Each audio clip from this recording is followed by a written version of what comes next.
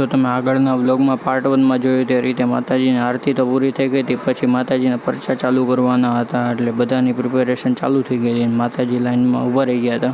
પછી તો માતાજી આવી ગયા હતા એટલે માતાજીને પરચા પૂરવાનું ચાલુ કરી દીધું હતું. આમ જો કઈ રીતે પરચા પૂરે છે.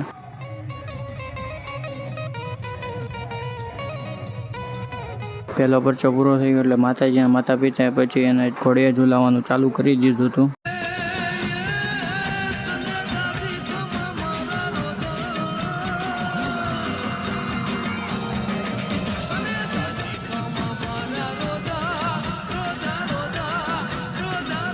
પછી તો માતાજીનો રોજો પૂરો થઈ ગયો હતો એટલે પછી રાસ ગરબા ચાલુ કરી દીધા હતા.